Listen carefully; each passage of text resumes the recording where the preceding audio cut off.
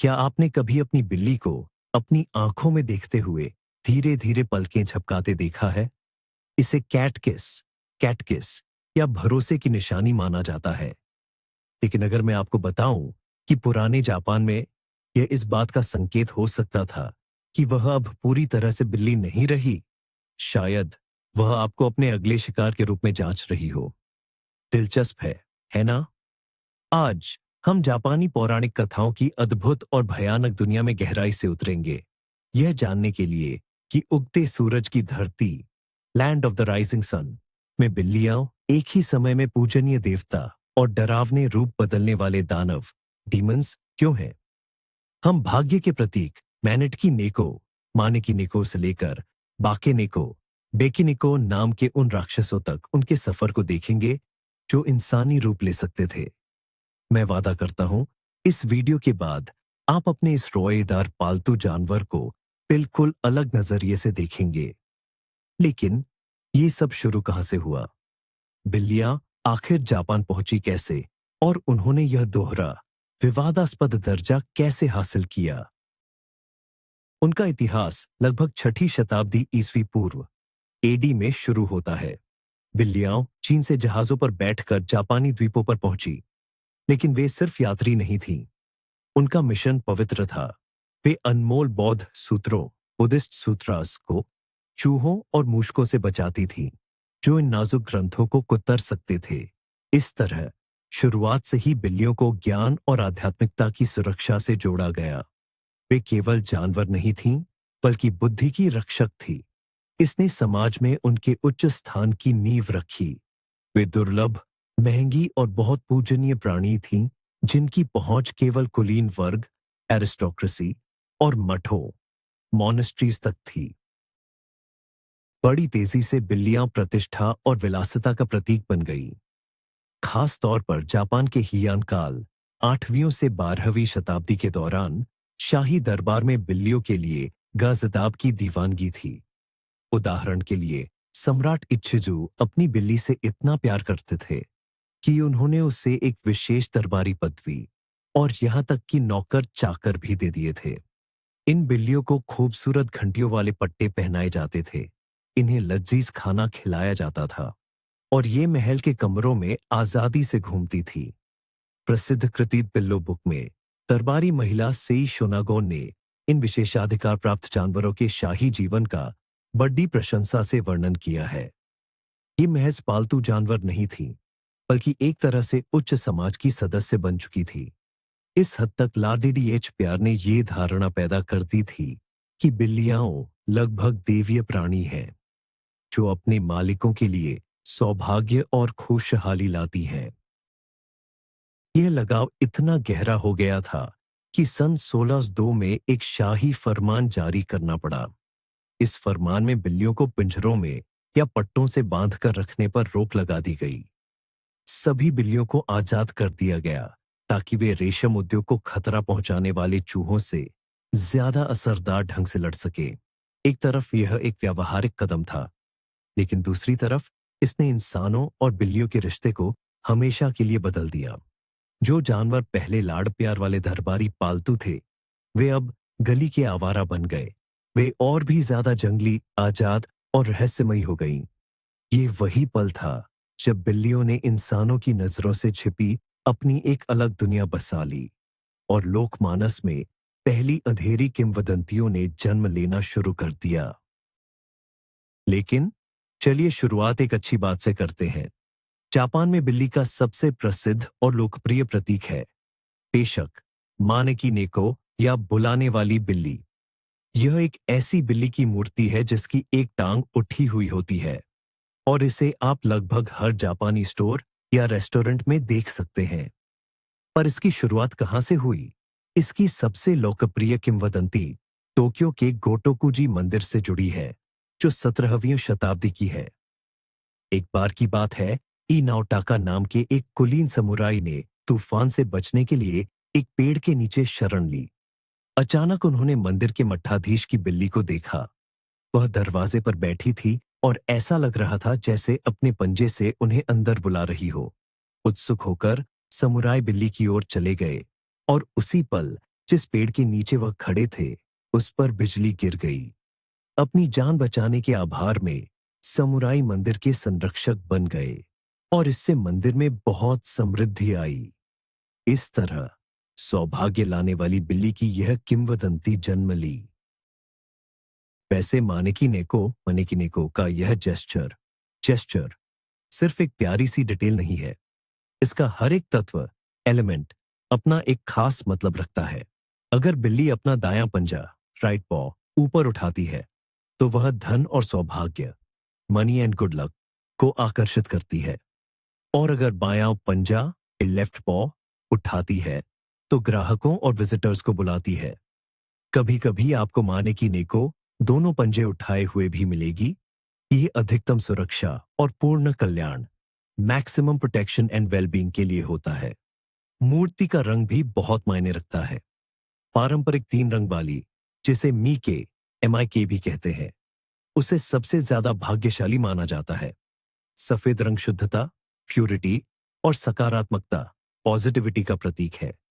काला रंग बुरी आत्माओं और खतरों को दूर भगाता है।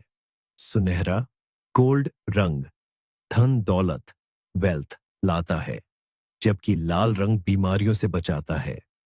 तो जब जापानी लोग अपने लिए ऐसा कोई बिल्ली ताबीज, कैट टैलिस्मान चुनते हैं तो वे इन छोटी छोटी डिटेल्स पर भी बहुत ध्यान देते हैं। यह प्रतीकों की एक पूरी प्रणाली, सिस्टम ऑफ सिंबल्स है, जिसका मकसद जीवन में सब कुछ अच्छा आकर्षित करना है। आज मानेकी नेको एक विश्वव्यापी हस्ती बन चुका है। यह जापान की सरहदों को पार कर चुका है और आज पूरी दुनिया में एशियाई संस्कृति के सबसे पहचाने जाने वाले प्रतीकों में से एक है। आप इसे न्यूयॉर्क के चाइना टाउन में, यूरोप की स्मारिका सुवेनिर दुकानों में और जाहिर है अनगिनत एनीमे और मांगा में देख सकते हैं। उदाहरण के लिए, मशहूर पोकेमॉन म्याउथ को बनाने की प्रेरणा का एक हिस्सा इसी मानेकी नेको से लिया गया था। ये छवि सामूहिक संस्कृति, मास कल्चर में इतनी गहराई से बस गई है कि बहुत से लोग जापानी लोक कथाओं में इसकी गहरी जड़ों के बारे में सोचते भी नहीं है। यह मेहमान नवाजी, हॉस्पिटैलिटी और खुशहाली, प्रोस्पेरिटी का एक सार्वभौमिक यूनिवर्सल चिन्ह बन गया है। पर इस उज्जवल और दोस्ताना मुखौटे के पीछे बिल्ली के स्वभाव का एक कहीं ज्यादा गहरा और अनदेखा सच छिपा है, जिसके बारे में हम अभी बात करेंगे। तो ये प्यारा सा जीव आखिर एक दानव, मॉन्स्टर में कैसे बदल गया? बिल्लियों को लेकर लोगों की धारणा में एक बड़ा बदलाव तब आया जब उन्हें बुढ़ापे और मौत से जोड़कर देखा जाने लगा। कुत्तों के विपरीत, जिन्हें कब्र तक वफादारी का प्रतीक माना जाता था, बिल्लियां आजाद थीं। वे जब चाहें घर से जा सकती थीं और जब मन करे वापस आ सकती थीं। और उस समय के हिसाब से वे काफी लंबी जिंदगी भी जीती थीं। एक बूढ़ी बिल्ली जो अपने मालिक से ज्यादा जीती थी, धीरे धीरे शक पैदा करने लगी। लोगों ने उनके अजीबोगरीब व्यवहार पर ध्यान देना शुरू किया, जैसे खाने तक पहुंचने के लिए पिछले पैरों पर खड़े होकर चलना या इंसानों की बोली से मिलती जुलती आवाजें निकालना। अंधेरे में चमकती उनकी आंखें और दबे पांव चलने का अंदाज इस डर को और बढ़ा देता था। आम लोगों में यह अफवाह फैलने लगी कि बहुत बूढ़ी बिल्लियों को कोई अलौकिक शक्ति मिल जाती है और वे अब सिर्फ साधारण जानवर नहीं रहती। तो इस तरह बकने को यानी रूप बदलने वाली बिल्ली का जन्म हुआ। लोक कथाओं के अनुसार कोई भी बिल्ली बकेन को बन सकती थी, अगर वह एक निश्चित उम्र, आमतौर पर 13 साल से अधिक तक जी ले, या उसका वजन एक खास स्तर पर पहुंच जाए, या सबसे जरूरी, उसकी पूंछ बहुत लंबी हो। ऐसा माना जाता था कि जादुई शक्ति, मैजिकल एनर्जी उसकी पूंछ में जमा होती है। बकेन को बनने के बाद बिल्ली को कई डरावनी शक्तियां मिल जाती थीं। वह एक इंसान के आकार तक बढ़ सकती थी, अपने पिछले पैरों पर चल सकती थी, भूतिया आग के गोले बना सकती थी, और सबसे भयानक बात, वह इंसानों की भाषा में बात कर सकती थी। अक्सर बकेन को उन लोगों से बदला लेते थे जिन्होंने उनके साथ बुरा व्यवहार किया था। वे अपने मालिकों को पागल करने के लिए परिवार के किसी गुजर चुके सदस्य का रूप ले सकते थे, या तो अपने मालिक को खाकर उनकी जगह भी ले सकते थे। तो आइए इन प्राणियों, बकनेकों की क्षमताओं पर थोड़ा और गहराई से नजर डालते हैं। बाकेनेको भ्रम और धोखे के उस्ताद थे। वे ना सिर्फ बोल सकते थे, बल्कि लोगों को श्राप भी दे सकते थे। उनकी सबसे डरावनी खासियतों में से एक थी नेक्रोमेंसी नेक्रोमेंसी यानी मरे हुओं को जिंदा करने की शक्ति। माना जाता था कि बाकेनेको किसी मृत शरीर के ऊपर से कूदकर उसे फिर से जिंदा कर सकता था। इसीलिए अंतिम संस्कार से पहले बिल्ली को कभी भी मृत शरीर के पास नहीं आने दिया जाता था। किंवदंतियां बताती हैं कि ये मरे हुए शरीरों को नचवाते थे, जिसे देखकर जिंदा लोग दहशत में आ जाते थे। इसके अलावा वे दीपकों से तेल भी पी सकते थे, और यह माना जाता था कि यह उन्हें ऊर्जा देता था। जरा उस दृश्य की कल्पना कीजिए। अंधेरी रात में आप देखते हैं कि आपकी बिल्ली पिछले पैरों पर खड़ी होकर दिए से तेल चाट रही है। मानोगे ना, इसके बाद चैन की नींद लेना मुश्किल हो जाएगा। बाकेनेको से जुड़ी सबसे मशहूर और दिल दहला देने वाली कहानियों में नाबेशिमा की बिल्ली का भूत का नाम आता है। इसमें नाबेशिमा खानदान के एक राजकुमार की कहानी है, जिसकी एक प्रिय रखैल थी। मगर उसके दुश्मन की एक बिल्ली ने उस लड़की को मार डाला, उसका खून पी लिया और फिर उसका रूप धारण कर लिया।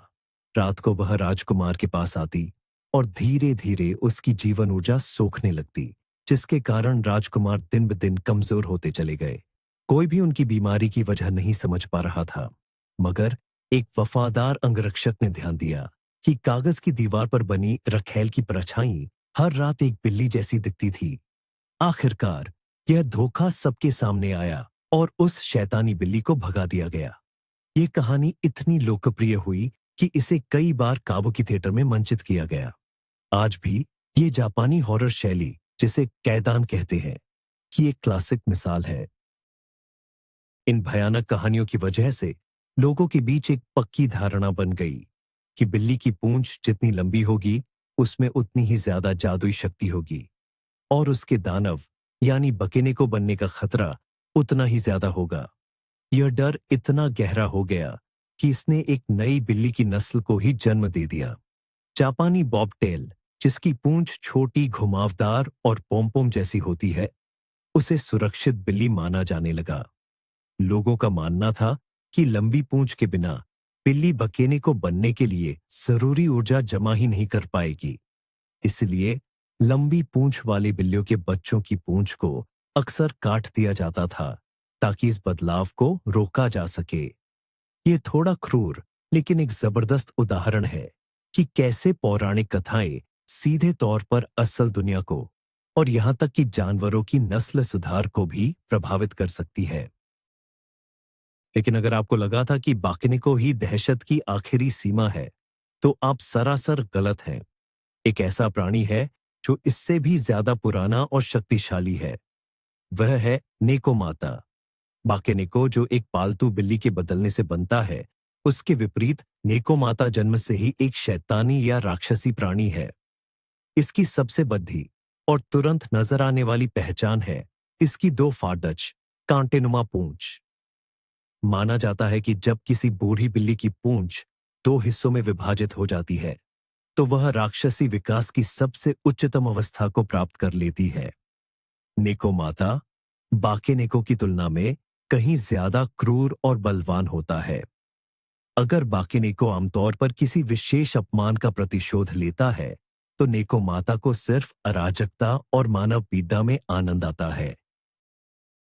तो इन दो शैतानी बिल्लियों में मुख्य अंतर क्या है? पहला है इनकी उत्पत्ति। बाकेनेको इंसानी दुनिया की देन है।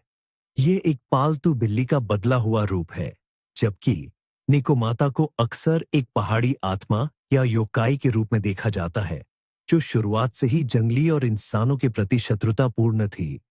दूसरा है इनकी ताकत। नेको माता के पास बाकेनेको की सभी क्षमताएं हैं, पर कहीं अधिक प्रबल और विनाशकारी रूप में। ये सिर्फ छोटी मोटी आग की लपटें नहीं, बल्कि ऐसी भयंकर आग लगाती है जो पूरे के पूरे गांव को जलाकर राख कर सकती है। और अगर बाकेनेको सिर्फ छल करने के लिए इंसानी रूप लेता है, तो निकोमाता ये सिर्फ मजे के लिए करता है, ताकि वह अशांति, फूट और मौत फैला सके। संक्षेप में कहें तो, अगर बाकेनेको एक प्रतिशोध लेने वाली आत्मा है, तो नेकोमाता पाताल लोक से आया हुआ एक पूर्ण शैतान या पूरा राक्षस है। पर्वतीय नेकोमाता की कहानियां विशेष रूप से खौफनाक हैं। इन कहानियों में बाघ के आकार की विशाल बिल्लियों का जिक्र है, जो पहाड़ों की गहराई में रहती है और इंसानों का शिकार करती है। वे मुसाफिरों को फंसाने के लिए बच्चे के रोने की नकल करती है और फिर अचानक हमला कर उन्हें छट कर जाती है। माना जाता था कि ये जीव इतने बुद्धिमान थे कि वे इंसानी हरकतों को समझ सकते थे और उनका अंदाजा भी लगा सकते थे। वे उस जंगली अनियंत्रित प्रकृति के प्रतीक थे जो हमेशा सभ्यता की विरोधी रही है। ये कहानियां उन लोगों के लिए एक चेतावनी थी जो अनजाने पहाड़ी जंगलों में बहुत दूर जाने की जुर्रत करते थे। एक विशाल नरभक्षी बिल्ली की यह छवि जापानी लोक कथाओं में सबसे खतरनाक योकाइयों में से एक के रूप में मजबूती से स्थापित हो गई है। जापानी संस्कृति के साथ बिल्लियों का एक और दिलचस्प और थोड़ा मराचनाय, रहस्यमय और गहरा संबंध है, और वह है आमोद प्रमोद के जिले, यानी वेश्यावृत्ति के क्षेत्र। गेशाई और कुर्तीजन अक्सर बिल्लियों को पालतू जानवर के तौर पर रखती थी। उन्हें भी अपनी तरह ही खूबसूरत, रहस्यमयी और अपने उसूलों पर जीने वाला प्राणी माना जाता था। एक लोक कथा है कि एक गेशा को उसके मालिक ने गलती से मार डाला था। मालिक को लगा कि उसकी वफादार बिल्ली उस पर हमला कर रही है, जबकि असल में वह बिल्ली छत पर मौजूद एक सांप के खतरे के बारे में अपनी मालकिन को आगाह करने की कोशिश कर रही थी। बिल्ली की मौत के बाद उसकी आत्मा अपने हत्यारे से बदला लेने के लिए वहीं रुक गई। यह कहानी दर्शाती है कि बदला लेने की इस भावना में भी बिल्ली की वफादारी एक बड़ी प्रेरक शक्ति थी। इस घटना ने उनके इस राक्षसी मायावी रूप को और भी दुखद और गहरा बना दिया। बिल्लियों और मृतकों की दुनिया के बीच संबंध को लेकर यह विश्वास बहुत गहरा था। माना जाता था कि लाशों को जीवित करने की क्षमता के अलावा ये बिल्लियां मरते हुए व्यक्ति की आत्मा को भी चुरा सकती है। उन्हें वैम्पिरिज्म यानी रक्त चूसने की प्रवृत्ति से भी जोड़ा गया था। एक किंवदंती के अनुसार एक पिशाच बिल्ली, वैम्पायर कैट, रातों को सोते हुए लोगों का खून पीती थी, जिससे वे धीरे धीरे मौत के मुंह में चले जाते थे। इन्हीं सब डर और मान्यताओं के कारण जापान में यह प्रथा बन गई कि बिल्लियों को किसी मृत व्यक्ति के साथ एक ही कमरे में न छोड़ा जाए। लोगों को यह भय था कि ये जानवर न केवल शव को अपवित्र कर सकते हैं, बल्कि मृतक की आत्मा पर कब्जा करके उसे शांति से विश्राम करने से भी रोक सकते हैं। दो लोगों के बीच की वह पतली रेखा जिस पर बिल्लियां संतुलन बनाती है, उन्हें पौराणिक कथाओं में एक साथ भयानक और मोहक बना देती है। मगर यह सोचना गलत होगा कि आधुनिक जापान में बिल्लियों का सिर्फ खौफ है। इसके उलट कुछ जगह ऐसी भी हैं जहां उनका सम्मान अविश्वसनीय ऊंचाइयों तक पहुंच गया है। इसका एक बेहतरीन उदाहरण है तशिरोजिमा द्वीप, जिसे बिल्लियों का द्वीप, कैट आइलैंड भी कहा जाता है। इस द्वीप पर बिल्लियों की संख्या इंसानों की संख्या से कई गुना ज्यादा है। यहाँ के स्थानीय लोग, जो ज्यादातर मछुआरे हैं, मानते हैं कि बिल्लियां उनके लिए सौभाग्य और मछली की अच्छी पकड़ लाती है। द्वीप पर कुत्ते पालने की सख्त मनाही है और इसके केंद्र में एक बिल्ली मंदिर, कैट श्राइन है, जो दुर्घटनावश गिरे हुए पत्थर से मारी गई एक बिल्ली को समर्पित है। यह जगह इस बात का जीता जागता प्रमाण है कि संरक्षक बिल्ली की यह सकारात्मक छवि जापानी संस्कृति में आज भी कितनी मजबूत है, और यह अतीत की उन काली डरावनी लोक कथाओं के साथ भी बड़ी खूबी से तालमेल बिठा लेती है। बिल्ली की यह दोहरी प्रकृति आधुनिक पॉप कल्चर, खासकर एनिमे और मांगा में साफ दिखती है। एक तरफ हमारे पास सेलर मून की लूना या कीकीज डिलीवरी सर्विस के जीजी जैसी प्यारी और समझदार बिल्ली सहायक है। ये ज्ञान, वफादारी और जादुई सुरक्षा जैसे सकारात्मक गुणों को दर्शाते हैं। वहीं दूसरी तरफ हॉरर, हॉरर, जॉनर, जॉनर में बकेनिको, बकेनिको और निकोमाटा, निकोमाटा के रूपों का जोरदार इस्तेमाल किया जाता है। मिसाल के तौर पर एनिमे मोनोनोके, मोनोनोके में एक कहानी की कड़ी, स्टोरी आर्क पूरी तरह से राक्षसी बिल्ली बकेनिको से जुड़े मामले की जांच पर आधारित है। आधुनिक लेखक इस विरोधाभास, कॉन्ट्रास्ट को शानदार तरीके से पर्दे पर उतारते हैं। वे ऐसे किरदार रचते हैं जो एक साथ मनमोहक, चार्मिंग और जानलेवा, लीथली डेंजरस हो सकते हैं। यह खासियत, स्पेशलिटी उनके पौराणिक मूल रूपों, मिथोलॉजिकल प्रोटोटाइप्स के सार को पूरी तरह से दर्शाती है। तो आखिर बिल्लियां हुई क्यों? इतनी जटिल और विरोधाभासी प्रतीकवाद, सिंबलिज्म की वाहक वे ही क्यों बनी? इसका जवाब उनके अपने स्वभाव में छिपा है। बिल्लियां सीमा रेखा पर जीने वाले प्राणी हैं। वे इंसान के साथ तो रहती हैं, पर कभी पूरी तरह से उसकी नहीं होती। उनकी आज़ादी, रात को बाहर निकलना, खामोश हरकतें और अंधेरे में चमकती आंखें हमेशा से ही लोगों में तारीफ और एक आदिम डर का मिला-जुला एहसास पैदा करती रही है। वे एक पल में बेहद प्यारी हो सकती हैं और दूसरे ही पल ठंडी और बेपरवाह। वे छोटे शिकारी हैं जो हमारे घरों में रहते हैं। इसी अंदरूनी दोहरापन ने उन्हें मानव भय और आशाओं को दर्शाने और अच्छे बुरे, वफादारी और धोखे की कहानियों को गढ़ने के लिए एक आदर्श कैनवस बना दिया। आखिरकार यह सवाल कि बिल्ली देवता है या दानव, इसका कोई सीधा जवाब नहीं है। जापानी लोक मान्यताओं, फोल्कलोर के अनुसार बिल्ली हमारे ही व्यवहार का आईना बन जाती है। अगर आप अपनी बिल्ली को प्यार करते हैं और उसकी देखभाल करते हैं, तो वह आपकी मानेकी नेको, मनेकी निको बनकर आपके घर में सौभाग्य और सुरक्षा लाएगी। लेकिन अगर आप उसके साथ बेरहमी करते हैं, उसे सताते हैं, तो अंधेरे से आने वाले एक प्रतिशोधी आत्मा बाकेनेको, पकेनेको से मिलने के लिए तैयार रहिए।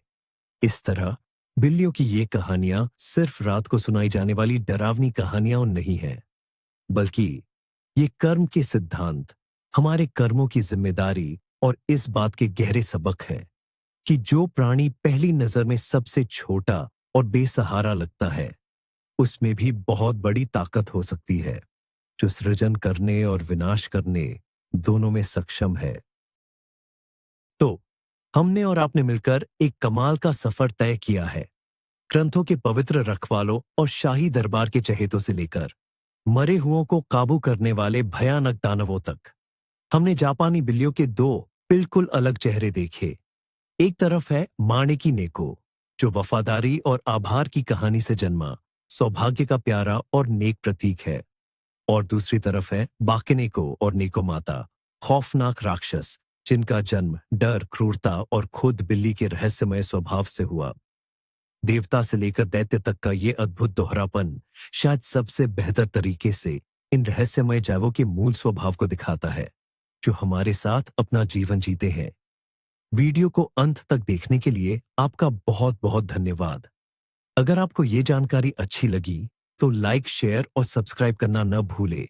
और हाँ, बेल आइकॉन भी दबा दें। और अब मेरा आपसे एक आखिरी सवाल, एक बार अपने प्यारे से कैट को देखिए। आपको क्या लगता है, जापानी पौराणिक कथाओं में वह क्या बनता?